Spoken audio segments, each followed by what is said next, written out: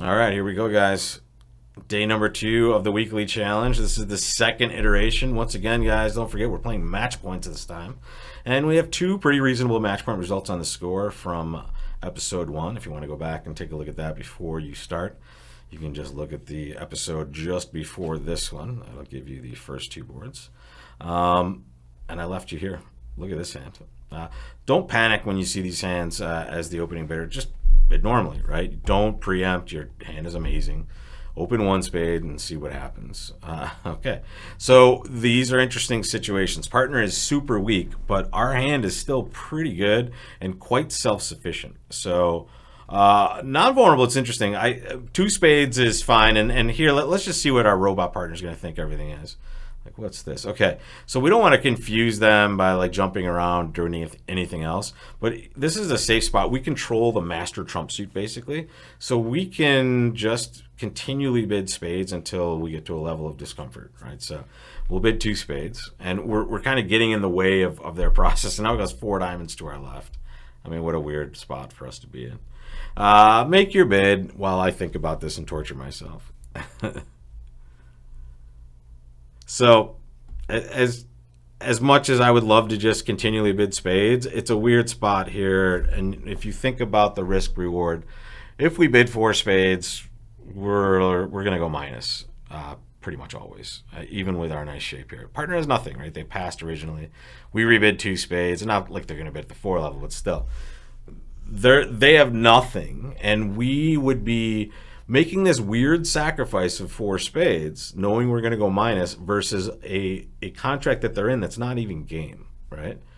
So we don't want to risk, especially if we get doubled, going minus 300 when we could just go minus 130 if things are terrible for us. If partner gets off to, I don't know, a heart lead and maybe has an entry in their hand, we might do pretty well against 4 diamonds. So here we're kind of just gauging the likelihood of going plus on our actions, and I would say we're more likely to go plus against 4 diamonds.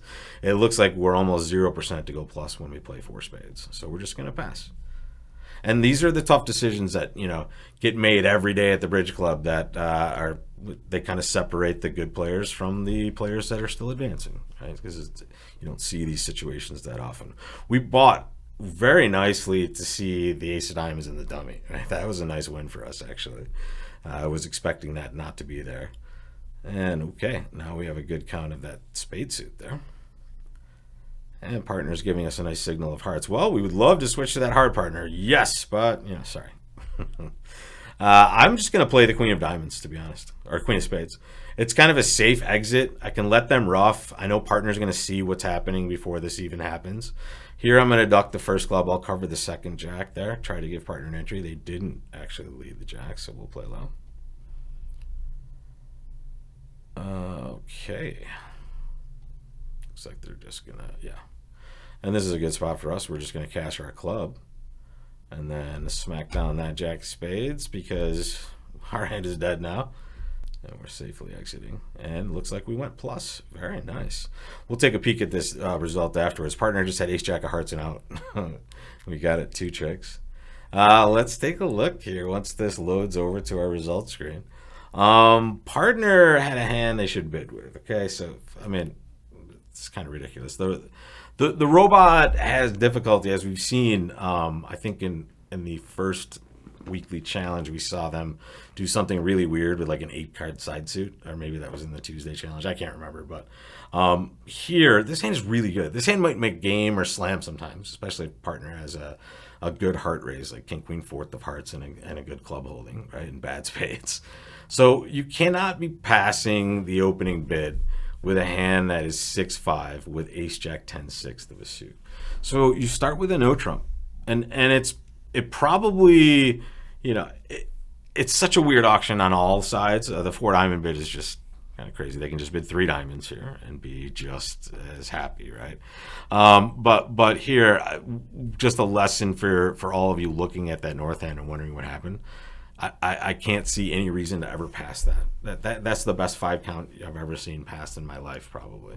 So it's okay. You can't bid 2 hearts. You can't show both suits. You just bid 1 no trump. And then whatever partner does, you'll make your decision. You really are hoping partner bids a minor and you get to bid 2 hearts. That's what you would try to do. Or maybe partner bids clubs. I don't know. You probably still bid 2 hearts, but you might think about raising clubs. Who knows? But the important thing is you do not pass, especially what if you bid a heart and partner bids 3 hearts? My God. I mean, this hand is ridiculously strong. All right, so the robot, a little misstep that doesn't look like it really got us in any sort of bad way. We went plus 200 on a board where, I mean, if we look at this, what are we really making here, right? Spades is terrible for us, right? We're just going to have entry problems. We're going to be playing the whole hand from the south hand, basically. So here, plus 200 is a gift. We're so happy. And now we'll look to see what's happening on board 4. And, okay, this is a good one. Make your bid. We're going to have fun with this. We are definitely going to have a fun time with board number 4. Because you know what?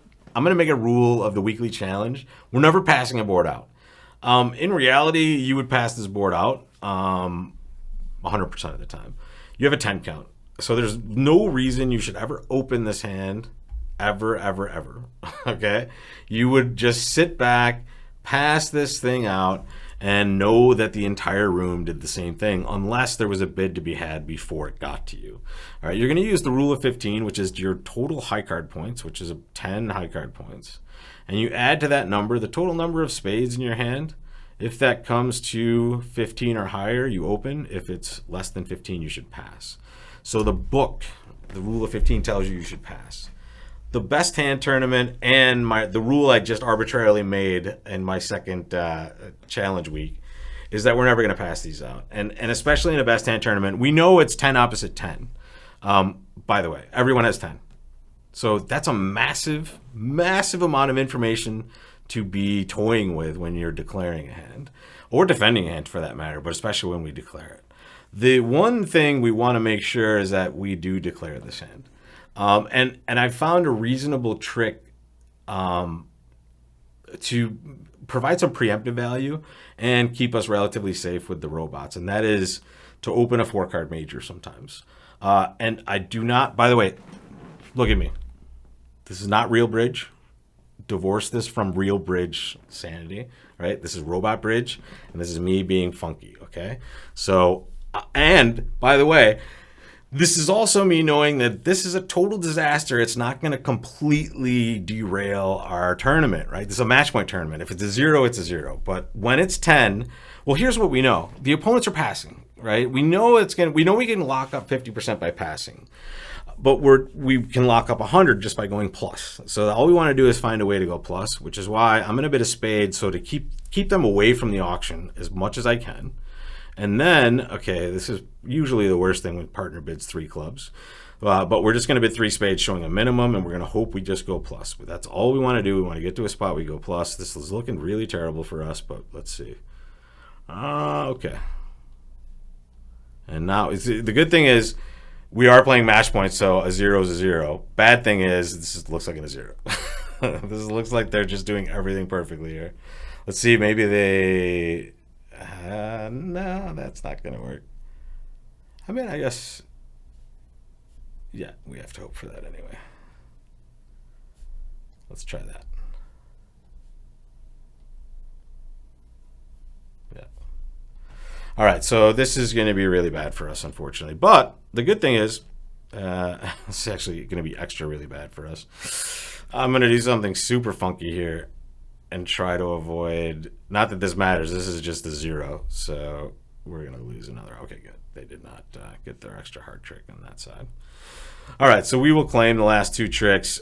Terrible result for us, but that was me just kind of messing around and recognize the risk that was taken there. And I don't know. It seems really ridiculous for me to pass a board out and say, see you tomorrow. So that I don't think that should ever happen. I like the fact that we can be aggressive here. And it's a little bit unlucky.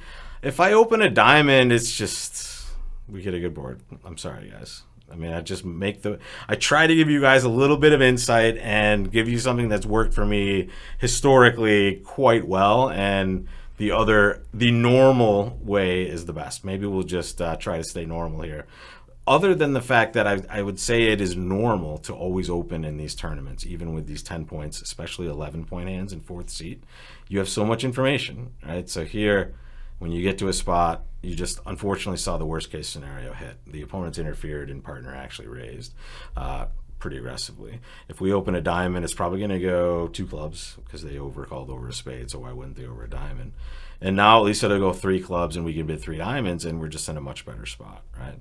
We still lose 2 clubs, a heart, and 2 diamonds. So you know what the winning action was still?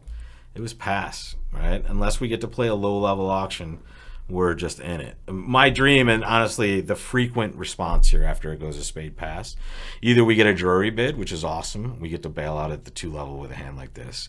Or we get a no trump bid, which we always intend on passing anyway. Both of which are reasonable actions to expect, and both of which usually can lead to a plus score if you just have careful play. So you saw me operate a little bit. You saw it fail. However, the good thing is it's match points. This didn't derail our total game as far as it might at imps, even though, I mean, minus 200 is just bad altogether. But we'll try to make it up over these next 6 boards. And this is a sneak preview for tomorrow morning, guys. Board 5, we're going to start off on Wednesday morning. It's hump day there. And what are we going to open? Join me tomorrow morning, see what we do.